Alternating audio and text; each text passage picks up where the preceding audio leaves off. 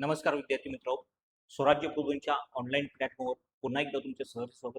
मित्रांनो, आपण राज्यशास्त्र या विषयाची PYQ सिरीज सुरू केलेला आहे. मागच्या लेक्चरमध्ये आपण महाराष्ट्र गट क 2021चा जो पूर्व परीक्षेचा पेपर होता, या पूर्व परीक्षेमध्ये राज्यशास्त्र या विषयाचे जे काही प्रश्न विचारले होते त्या प्रश्नांचं आपण अनालिसिस केलेलं होतं. ते प्रश्न कशा प्रकारे होते बघितलेले होते. आजच्या लेक्चरमध्ये आपल्याला महाराष्ट्र गट क सेवा संयुक्त सेवा पूर्व परीक्षा 2022 जी परीक्षा झाली होती 5 नोव्हेंबर 2022ला, यामध्ये जे काही राज्यशास्त्राचे प्रश्न विचारलेले आहेत त्या प्रश्नांचं आपल्याला काय करायचं आहे, अनालिसिस करायचं आहे. ते प्रश्न कशा आहेत बघायचे आहेत आणि त्या प्रश्नांचा थोडक्यात आपल्याला आढावा घ्यायचा आहे. मित्रांनो बघा, त्या परीक्षेला जे काही राज्यशास्त्राचे प्रश्न आहेत ते एकूण 10 प्रश्न आहेत. ह्या पेपरमध्ये तुम्हाला प्रश्न क्रमांक 16 पासून राज्यशास्त्र या विषयाचे प्रश्न बघायला मिळतात.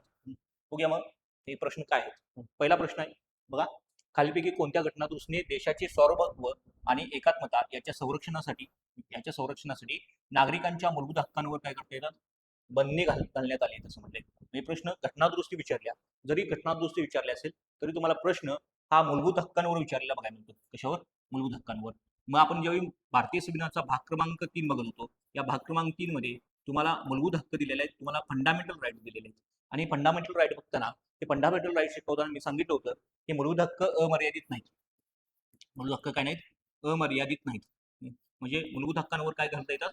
मर्यादा घालता येतात. बरोबर? मूलभूत हक्कांवर मर्यादा घालता येतात. मग त्या वेगवेगळ्या मर्यादा आहेत. मग वेगवेगळ्या मर्यादा असताना तुम्हाला देशाचे सार्वभौमत्व आणि एकात्मता याच्या संरक्षणासाठी मूलभूत हक्कांवर ज्या मर्यादा घालता येतात त्या कोणत्या घटनादुरुस्तीने समाविष्ट केल्यात असा प्रश्न विचारलेला आहे. मित्रांनो, याचं उत्तर आहे 16व्या घटनादुरुस्तीने. काय केलेलं आहे? 16व्या घटनादुरुस्तीने ह्या मर्यादा घातलेल्या बघायला मिळतात. मग बाकीचे पण काही ऑप्शनचा आपण थोडक्यात अभ्यास करू. बघा, 14वी घटनादुरुस्ती. भारतीय संविधानामध्ये 14व्या घटनादुरुस्तीनं एक कलम समाविष्ट केलं गेलं, कलम 239A. किती? कलम 239A. आणि कलम 239A मध्ये सांगितलं जे काही पदुचेरी आहे, या पदुचेरीमध्ये विधानसभेची स्थापना करणं आणि तिथं मुख्यमंत्र्यांच्या नेतृत्वाखाली मंत्री परिषदेची निर्मिती करणं ही 14व्या घटनादुरुस्तीनं तरतूद केली. आणि त्यासाठी भारतीय संविधानामध्ये आर्टिकल 239A समाविष्ट केलेलं बघायला मिळतं. म्हणजेच 14वी घटनादुरुस्ती पदुचेरीसाठी आहे आणि पदुचेरीमध्ये विधानसभा स्थापन करणं आणि तिथं मुख्यमंत्र्यांच्या अध्यक्षतेखाली मंत्री परिषद निर्माण करणं अशी तरतूद 14व्या घटनादुरुस्तीने केलेली बघायला मिळते. नेक्स्ट 24वी घटनादुरुस्ती पण महत्वाची आहे. 24वी घटनादुरुस्ती असं सांगते तुम्हाला, म्हणजे संसद भारतीय संविधानाच्या भाग क्रमांक 3 सह म्हणजेच मूलभूत हक्कासह इतर कोणत्याही भागामध्ये घटनादुरुस्तीची प्रक्रिया करू शकते. 24व्या घटनादुरुस्तीनं संसदेला संविधानामध्ये बदल करण्याचे अमर्यादित अधिकार दिले होते. 24व्या घटनादुरुस्तीनं संसदेला पॉवरफुल बनवलं होतं आणि पॉवरफुल बनवताना तुम्हाला भाग 3 सह इतर कोणत्या पण भागामध्ये घटनादुरुस्ती करता येते असं 24व्या घटनादुरुस्तीत सांगितलं होतं. 24व्या घटनादुरुस्तीची आणखी एक तरतूद आहे. त्या तरतुदी म्हणजे असं सांगितलेलं आहे 24व्या घटनादुरुस्तीचं एखादं घटनादुरुस्ती विधेयक राष्ट्रपतींच्या सहमतीसाठी दिल्यानंतर त्या राष्ट्रपतींना त्या घटनादुरुस्ती विधेयकाला मान्यता द्यावीच लागेल. म्हणजेच राष्ट्रपती ते विधेयक पुनर्विचारासाठी पाठवू शकत नाहीत, राष्ट्रपती ते विधेयक आहे तसं ठेवू शकत नाहीत किंवा राष्ट्रपती ते विधेयक नाकारू शकत नाहीत.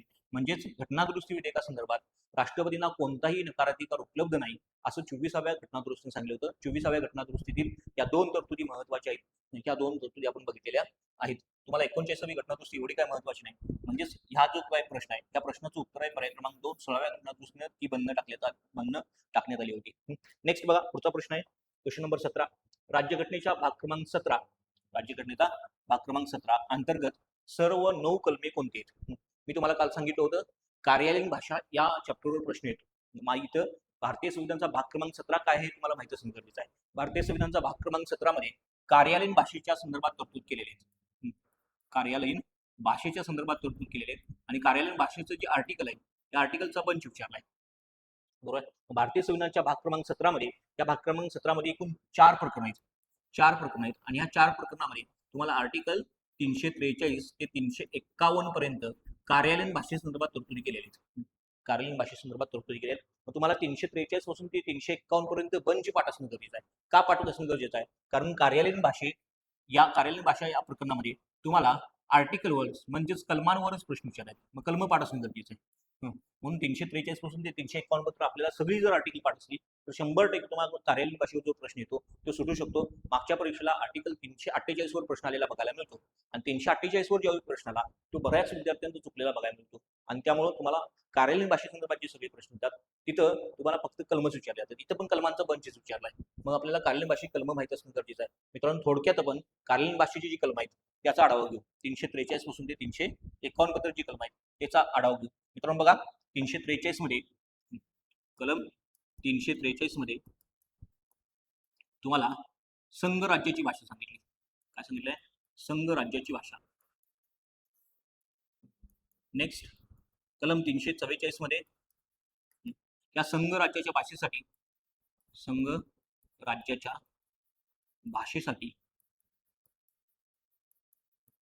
आयोग स्थापन करणे व संसदीय समिती स्थापन करणे अशी तरतूद आहे. संसदीय समिती स्थापन करणे.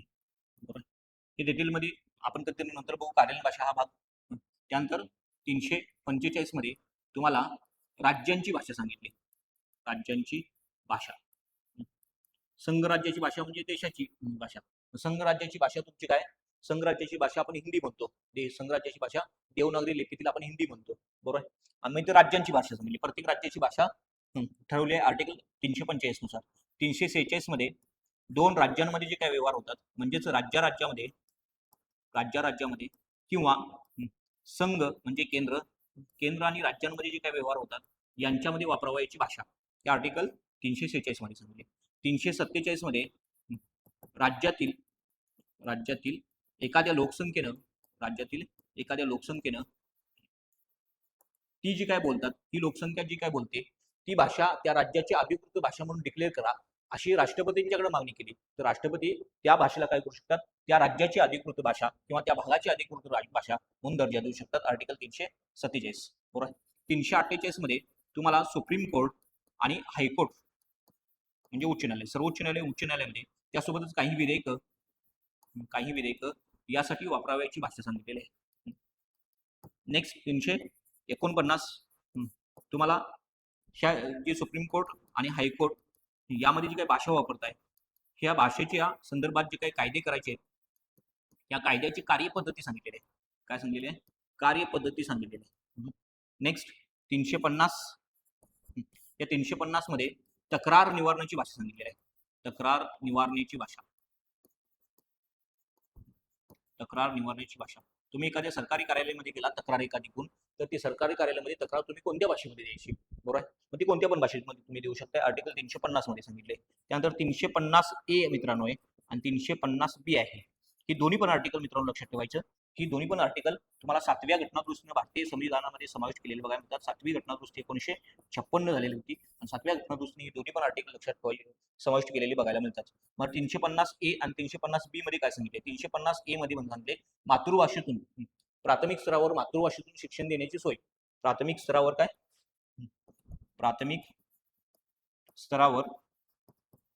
मातृभाषेतून शिक्षण देण्याची सोय. हे 350A मध्ये सांगितले. आणि 350B मध्ये भाषिक अल्पसंख्याक आहेत.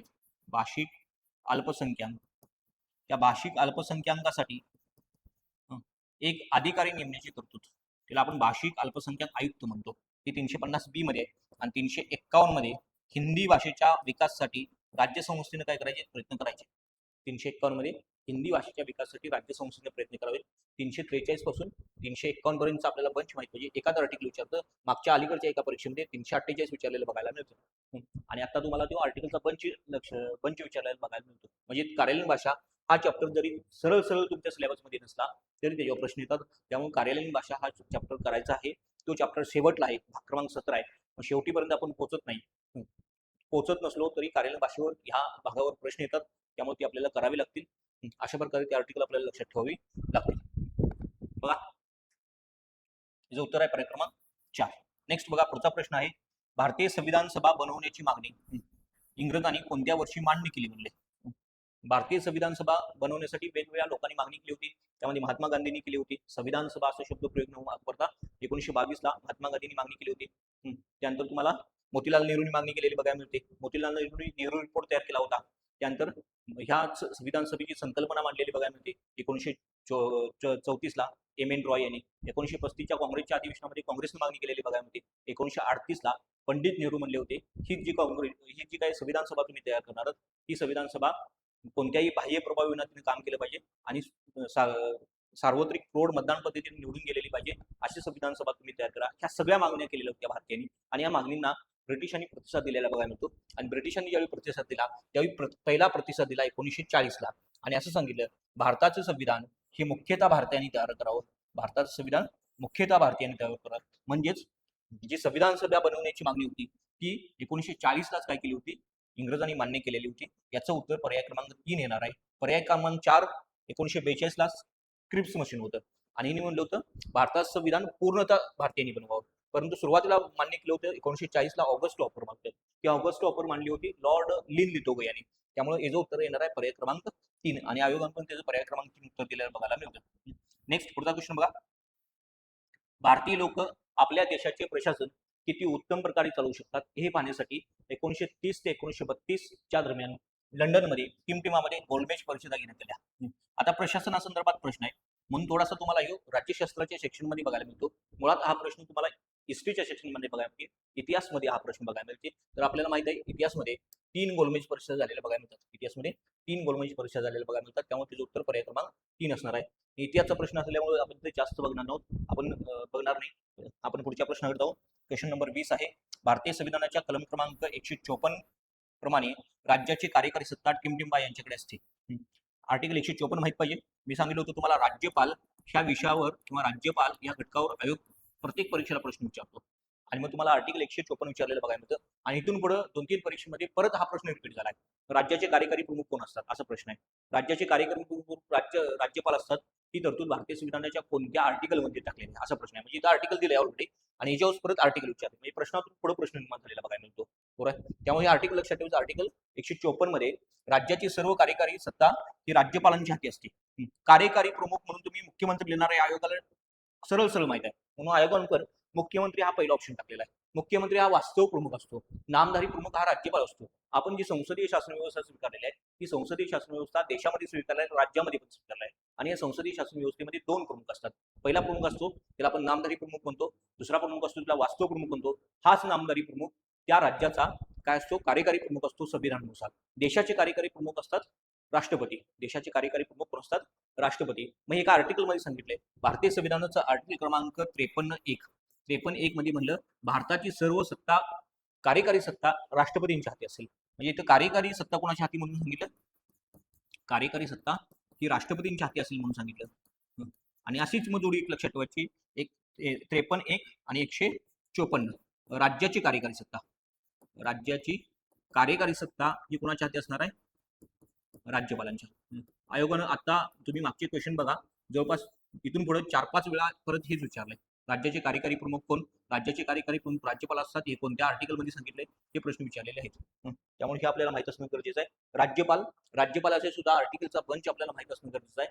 राज्यपाल आर्टिकल 153 पासून किमान 161 पर्यंत आर्टिकलचा बंच माहित असणं गरजेचं आहे. त्यामुळे राज्यपालांचा पण बंच लक्षात ठेवणं गरजेचं आहे. बघा राज्यपालाचा बंच आपण थोडक्यात बघू आणि पुढे जाऊ.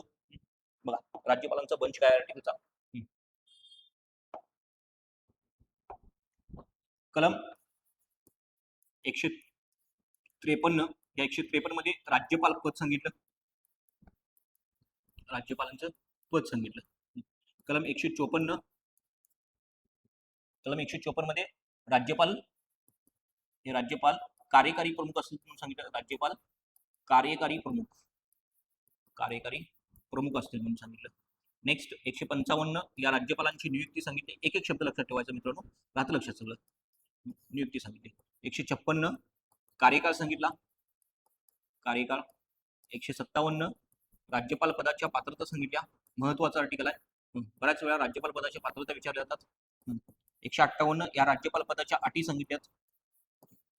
159 कलम 159 मध्ये तुम्हाला राज्यपाल पदाची शपथ सांगितलेली आहे.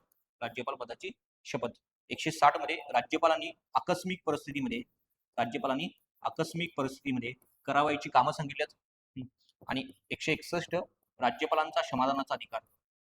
राज्यपालांचा क्षमादानाचा अधिकार. हा बंच आपल्याला माहित असणं गरजेचं आहे. 153 ते 161 तुम्ही राज्यपाल चॅप्टर काढा, राज्यपाल चॅप्टरवरले मागचे प्रश्न बघा. इथं 153 पासून 161 पर्यंत जोडायला लावायला किमान 10-12 प्रश्न विचारले आहेत. कमीत कमी 10-12 प्रश्न विचारले आहेत सगळ्या परीक्षेमध्ये. त्यामुळे हो बंच माहित असणं गरजेचं आहे आणि या बंचमध्ये आपल्याला तरतुदी माहित असणं गरजेचं आहे. नेक्स्ट बघा पुढचा क्वेश्चन. जोड्याजुळासाठी प्रश्न आहे. परत मूलभूत हक्क या गोष्टावर प्रश्न आहे. मूलभूत हक्क या चॅप्टरवर प्रश्न असलेला बघायला मिळतो. मूलभूत हक्क भारतीय संविधानाच्या भाग क्रमांक 3 मध्ये आणि तुम्हाला इथं आर्टिकल 32 मी काल सांगितलं होतं. आर्टिकल 226 तुम्हाला मागच्या परीक्षेला विचारलं होतं. तिथं सांगितलं होतं कोणत्या कलमानुसार उच्च न्यायालयाला आदेश काढण्याचा अधिकार आहे. आर्टिकल 226 आपण बघितलं होतं आणि 226 ला आपण घेऊन गेलो होतो 32 संघ आणि ती जोडी लक्षात ठेवली होती. मग इथं म्हणले कलम 32 नुसार मूलभूत हक्कांच्या संरक्षणासाठी सर्वोच्च न्यायालय काय करू शकतं, प्राधिलिक काढू शकतं. मग हे प्राधिलिक कोणते, तर हे सगळे प्राधिलिक आहे. बंदी प्रत्यक्षीकरण आहे, परमादेश आहे, अधिकर कृत्य आहे, त्यानंतर उत्प्रेषण आहे, प्रतिषेध आहे, आणखी एक असे तुम्हाला प्राधिलिक बघायला मिळतात. आणि हे प्राधिलिकांचे जे अर्थ पुढे दिले आहेत त्यांनी जोडे लावा म्हणून सांगितले. मग आपल्याला बंदी प्रत्यक्षीकरण म्हणजे माहिती पाहिजे. अटकेची कायदेशीर तपासणी करणे म्हणजे एखाद्या व्यक्तीला जर अटक केलेली असेल आणि ती अटक बेकायदेशीर असेल तर तुम्हाला त्या व्यक्तीला 24 तासाच्या आत न्यायालयासमोर हजर करावं लागतं. एखाद्या व्यक्तीला अटक केल्यानंतर 24 तासाच्या आत न्यायालयासमोर हजर करणं हा त्याचा मूलभूत हक्क आहे. हा मूलभूत हक्क त्या व्यक्तीला आर्टिकल 22 नुसार दिला आहे आणि आर्टिकल 22 नुसार त्याला जर तो मूलभूत हक्क असेल आणि त्याला 24 तासाच्या आत न्यायालयासमोर हजर केलं नसेल तर तुम्हाला बंदी प्रत्यक्षीकरण म्हणजेच हॅबेस कॉर्पस अशी रिट्स काढता येते आणि त्या व्यक्तीला न्यायालयासमोर हजर करा असं सांगितलं जाऊ शकतं. नेक्स्ट पुढचा आहे परमादेश. त्याला आपण मॅन्डमस म्हणतो. काय म्हणतो, मॅन्डमस म्हणतो. आणि मॅन्डमस म्हणजे काय, एखादा सार्वजनिक अधिकारी तर सार्वजनिक अधिकारी त्या सार्वजनिक अधिकाराचं सार्वजनिक कर्तव्य पार पाडत नसेल आणि हे कर्तव्य पार पाडत नसल्यामुळे नागरिकांची जर मूलभूत हक्क बंद होत असतील तर मॅन्डमस नावाची रिट्स काढली जाते आणि त्याला सांगितलं जातं तुझी कर्तव्य पार पाडून म्हणजेच अधिकाऱ्यास कार्य करण्याचा आदेश दिला जातो. म्हणून त्याला काय म्हणलंय, परमादेश.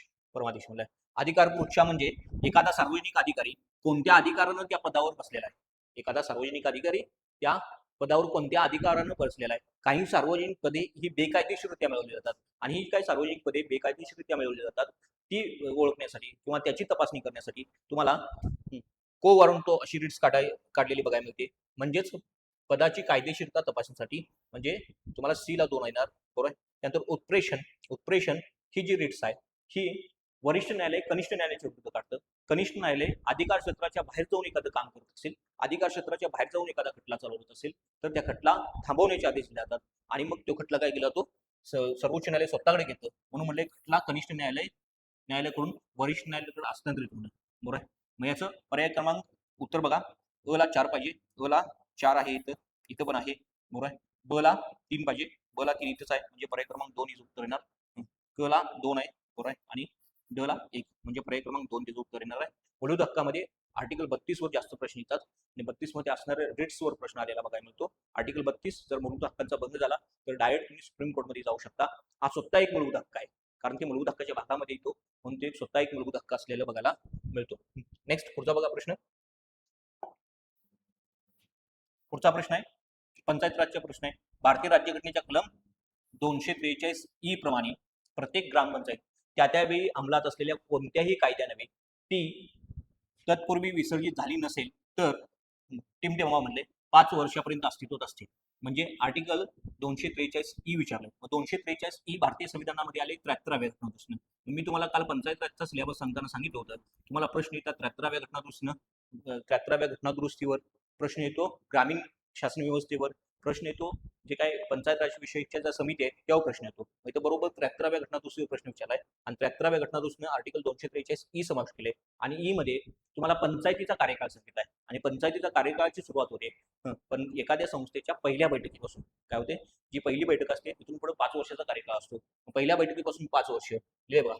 तिच्या निवडणुकीनंतरच्या पहिल्या बैठकीनंतर नियमित केलेल्या दिनांकापासून म्हणजे पहिल्या बैठकीनंतर पुढच्या 5 वर्षापर्यंत काय असतो, तिचा कार्यकाळ असतो. 5 वर्षापर्यंत कार्यकाळ असतो. तिचं उत्तर पर्याय क्रमांक 3 पाहिजे. पहिल्या बैठकीनंतर पहिल्या बैठकीपासून तिचा 5 वर्ष कार्यकाळ असतो.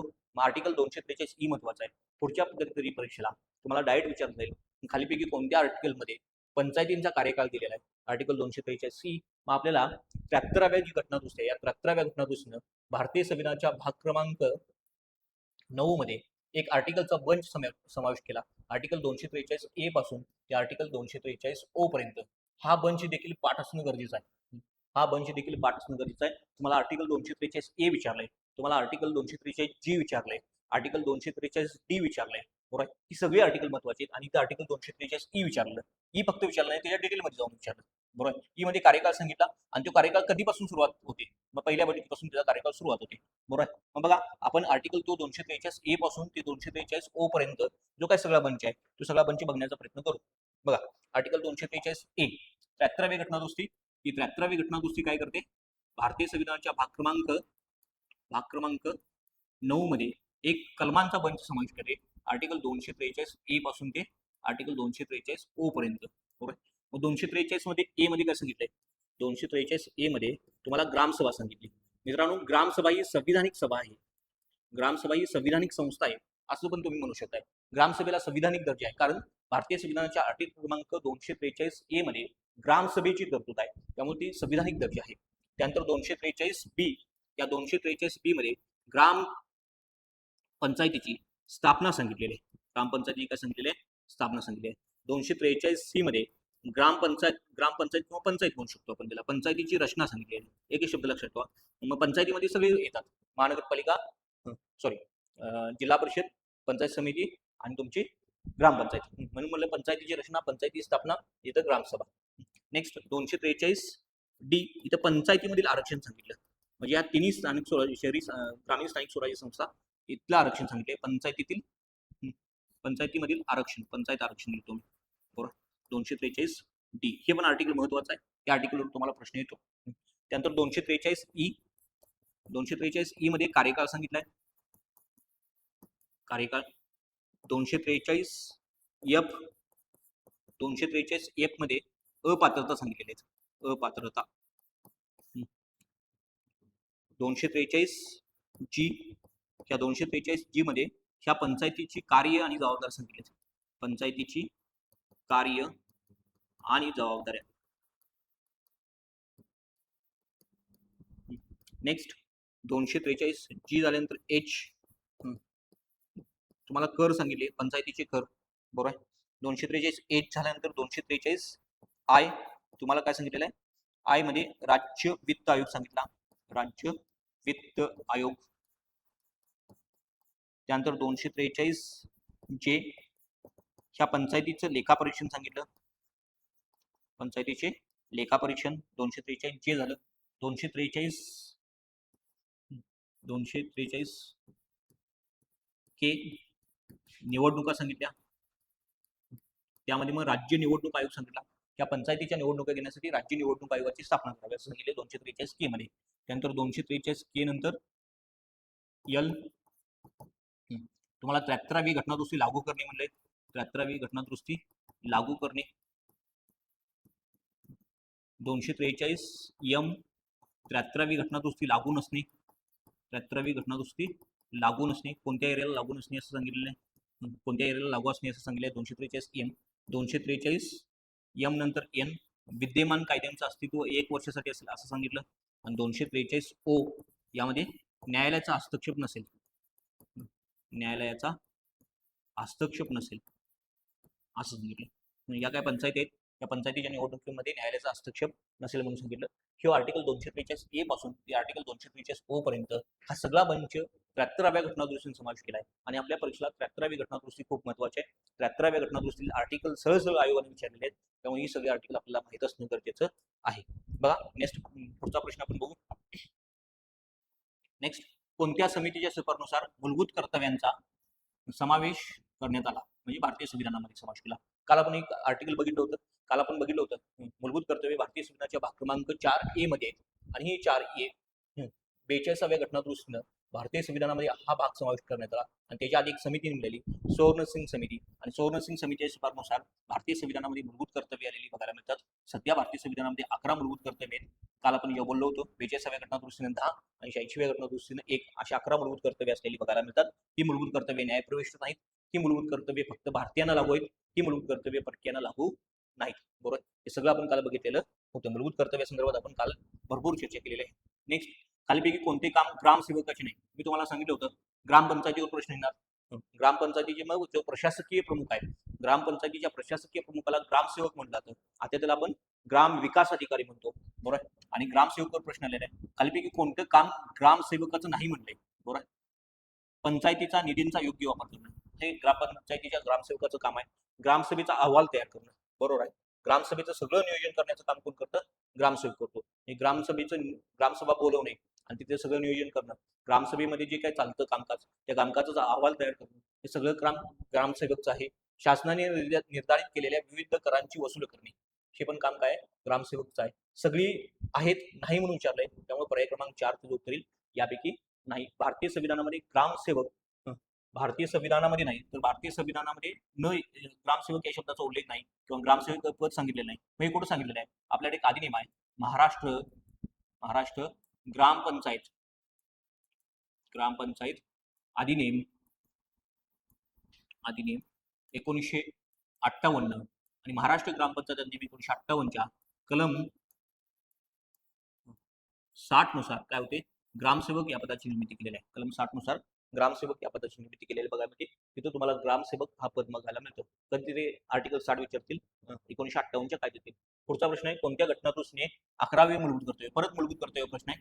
ह्या एकूण परीक्षेमध्ये तुम्हाला FR वर 2 प्रश्न बघायला मिळाले, म्हणजे मूलभूत हक्कांवर, आणि तुम्हाला मूलभूत कर्तव्यांवर म्हणजे फंडामेंटल ड्युटीजवर 2 प्रश्न बघायला मिळाले. 4 प्रश्न इथंच आहेत, बरोबर. म्हणून काल सांगितलं होतं 3 भाग महत्वाचे, मूलभूत हक्क, मार्गदर्शक तत्वे आणि मूलभूत कर्तव्य. याच्यावर किमान 3 प्रश्न येतील, मग जास्तीत जास्त 4 येऊ शकतात, 5 येऊ शकतात. त्यामुळे हे तिन्ही भाग व्यवस्थित करून जायचं आहे. काय म्हणले? कोणत्या घटनादुरुस्तीने 11वे मूलभूत कर्तव्य यादीत नंतर समाविष्ट करण्यात आले. काय म्हणले? 11वे जे काय मूलभूत कर्तव्य आहे ते नंतर कधी समाविष्ट केले, कोणत्या घटनादुरुस्ती? मग काय सांगितलं होतं, 42व्या घटनादुरुस्तीने काय केली? 10 मूलभूत कर्तव्य समाविष्ट केली आणि 11वं जे मूलभूत कर्तव्य आहे ते 86व्या घटनादुरुस्तीने समाविष्ट केलं 2002 ला. या प्रश्नाचं उत्तर येईल पर्याय क्रमांक 4. 86वी घटनादुरुस्ती शिक्षणासंदर्भात आहे आणि 86वी घटनादुरुस्ती भारतीय संविधानाच्या 3 भागामध्ये बदल करते. भारतीय संविधानाच्या 3 भागामध्ये बदल करते. भाग क्रमांक 3 मध्ये एक आर्टिकल नव्याने ऍड केलं जातं, आर्टिकल 21A, आणि इथं सांगितले 6 ते 14वी गटातील बालकांना शिक्षण मिळणं हा बालकांचा काय आहे? मूलभूत हक्क आहे. हा बालकांचा काय? मूलभूत हक्क आहे. तो फंडामेंटल राईट आहे म्हणून सांगितलं. त्यानंतर भाग क्रमांक 4A, पहिल्यांदा आपण 4 बघू. भाग क्रमांक 4 मध्ये एक आर्टिकल होतं कलम 45. त्या कलम 45 ची वाक्यरचना बदललेली बघायला मिळतं आणि कलम 45 मध्ये पूर्वी 6 ते 14 वयोगट होता, तो वयोगट बदलला आणि 0 ते 6 वयोगटातील बालकांना शिक्षण देणं आणि त्यांचं संगोपन करणं ही राज्य संस्थेची जबाबदारी आहे म्हणून सांगितलं.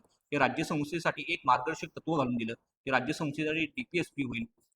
नेक्स्ट भाग क्रमांक 4A आणि भाग क्रमांक 4A मध्ये हेच विचारलंय. 4A मध्ये मूलभूत कर्तव्यांच्या यादीमध्ये नंतर समाविष्ट केलेलं कोणतं तत्व? मग नंतर समाविष्ट केलेलं आर्टिकल 51A मध्ये दिले, म्हणजे 11वं मूलभूत कर्तव्य.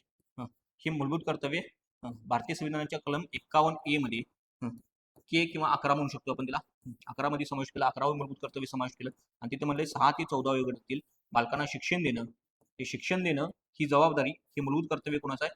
जो कोण पालक असेल या पालकाचं मूलभूत कर्तव्य आहे, असं भाग क्रमांक 4E मध्ये सांगितलं. अशी 86वी घटनादुरुस्ती आहे. 86वी घटनादुरुस्ती भारतीय संविधानाच्या 3 भागामध्ये बदल करते आणि त्यामुळे ती घटनादुरुस्ती महत्वाची आहे. 86वी घटनादुरुस्तीची अंमलबजावणीची तारीख आहे ही लक्षात ठेवा, कारण 2002 ला झाली आणि अंमलबजावणी झाली 2010 ला. 1 एप्रिल 2010 ला अंमलबजावणी झालेली आहे, 1 एप्रिल 2010. मग ही तारीख आपल्याला लक्षात ठेवायची आहे, 1 एप्रिल 2010. इथे 52वी घटनादुरुस्ती आहे, परंतु इथं वर्ष चुकलंय, इथे 1985 पाहिजे होतं. 52वी घटनादुरुस्ती 1985 आणि ही लागू झाली 1 मार्च 1985 ला. 1 मार्च 1985 ला, बरोबर. नेक्स्ट 62वी घटनादुरुस्ती महत्वाची नाही. 42वी घटनादुरुस्ती आपण ऑलरेडी बघितलेल्या आहे. त्या प्रश्नाचं उत्तर येईल 86वी घटनादुरुस्ती 2002 नुसार तुम्हाला 11वं मूलभूत कर्तव्य भारतीय संविधानाच्या भाग क्रमांक 4A मध्ये समाविष्ट केलेलं बघायला मिळतं. अशा प्रकारे आजचे हे 10 प्रश्न होते. 2022च्या परीक्षेला जे विचारलेले 10 प्रश्न आपण बघितलेले आहेत. अशाच प्रकारचे प्रश्न आपण पुढे बघत राहू. उद्याच्या लेक्चरमध्ये जो काय 23चा प्रश्न होता, 23चा जो काय कंबाईनचा पेपर आहे, ती 23ची परीक्षा मित्रांनो एकत्र झाली होती. गट ब आणि गट क अशी एकच परीक्षा झाली होती. त्या पेपरमध्ये जे काही पॉलिटीचे प्रश्न आहेत, त्या पॉलिटीच्या प्रश्नांचा आपण अभ्यास करू. आजच्या लेक्चरमध्ये थांबू. धन्यवाद.